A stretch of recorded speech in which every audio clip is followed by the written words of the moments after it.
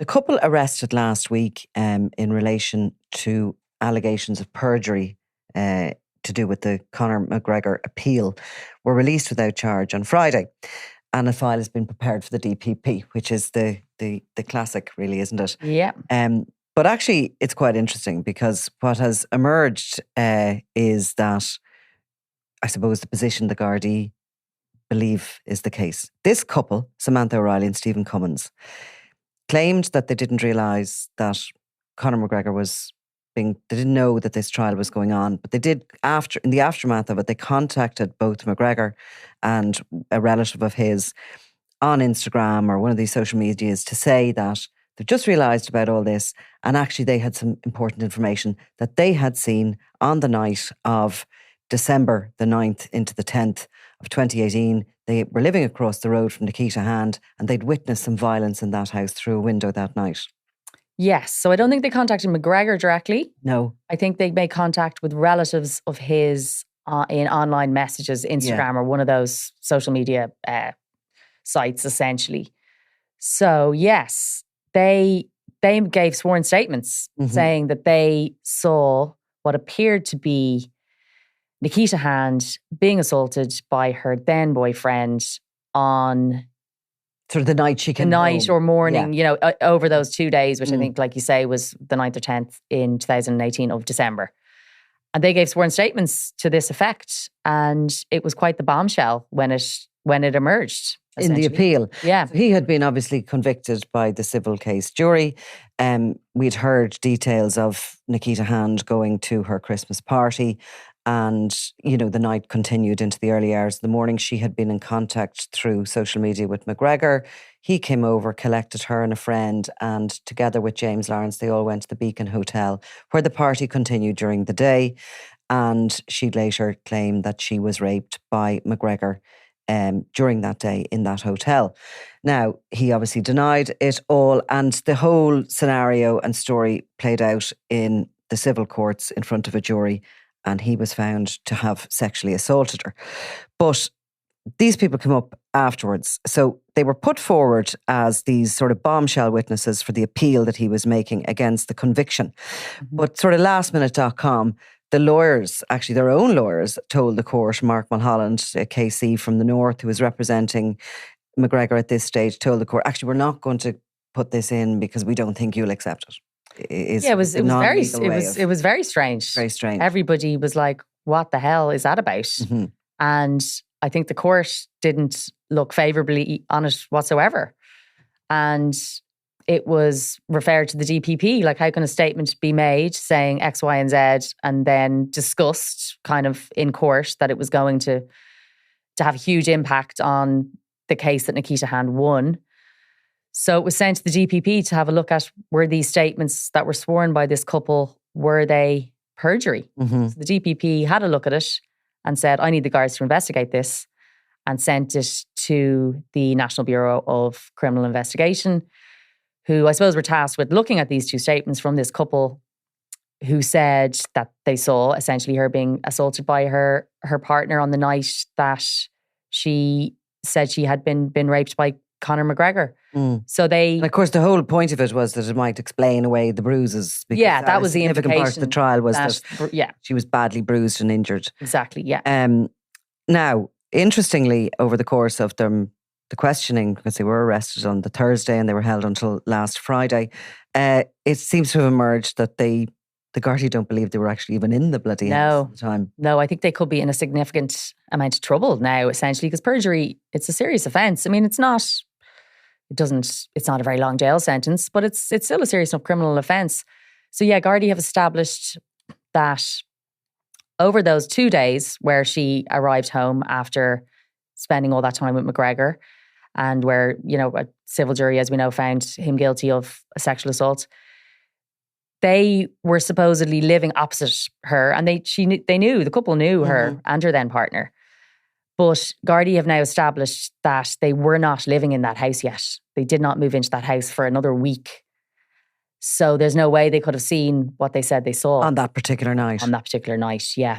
They were living in actually homeless accommodation, waiting to move into their house at Drimnagh.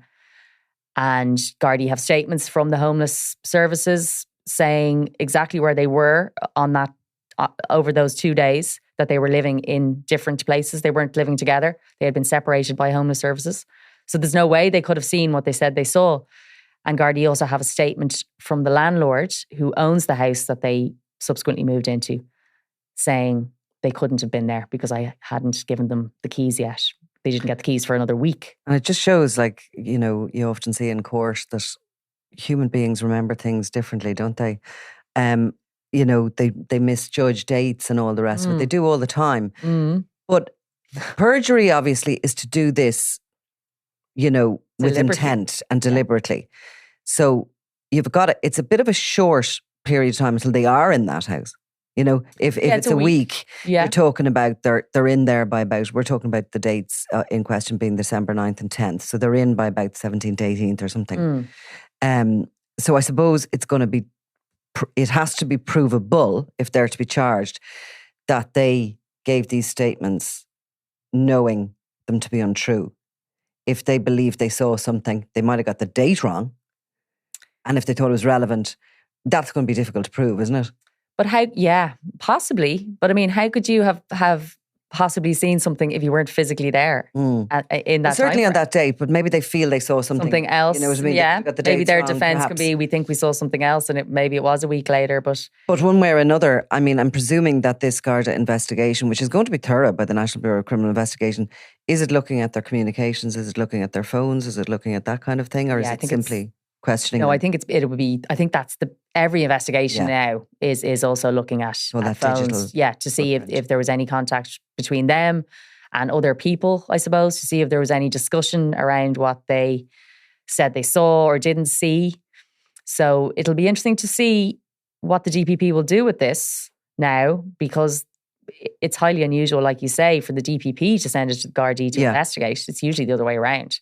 For sure. So the DPP already had these concerns. So it'll be interesting to see if they think there's enough. It has been proved. And we only know did. a little bit of what, you know, we know this element of it, that they definitely, there's many people being interviewed and given statements to say they could not have been living there on these particular dates. Do we know if they answered questions under arrest or how they behaved? I believe that she has maintained that she believes she saw what she saw, and that's the story she is sticking by, I suppose. I think he had less to say under questioning, but they questioned them for you know, quite a substantial amount of time, you know. And she is a fan of Conor McGregor? Yeah. So one thing Gardaí have established from looking at computers, phones, all of that, laptops, is that she's a Conor McGregor superfan. Yeah, they have established that online. You know, you I don't know if you know how you become a superfan. I think you have to have made a certain 100 amount of posts about someone. Really? You have to be really involved in following their career and in commenting on their career and all of that. So they have established that she definitely is a super fan of Conor McGregor. So that's kind of raised some eyebrows, I suppose. It certainly has, given that, I mean, they only came they only came out of the woodwork in the aftermath of the case. I mean, the case was so high profile here. And she knew Nikita Hand, didn't she? And her partner, didn't that emerge at some point? But she didn't realise that case was going on over the few weeks, and given all the publicity it got, she didn't realise that. And yet, you know, anyway, again, all of that has to be dug down into. Yeah.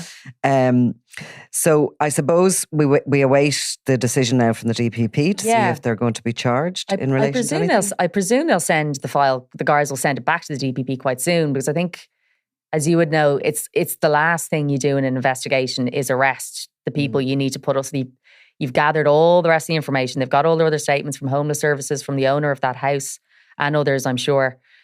And then the last thing you do is make the arrest, put everything to them. And then, so I'd say they'll probably send that file in the next couple of weeks, unless there's more to be done that we're not aware of, you know, in terms of their motivation for this. I mean, are Gardaí looking at what their possible motivation for believing they saw what they saw? So there could be other elements of it that we're not aware of, but I suspect it'll be with the DPP soon. And then she will make a call on whether this was perjury or whether it was a simple mistake or whether it's more sinister. Shows as well the you know, that night, that fateful night that all of this happened. It's just kicking on, isn't it?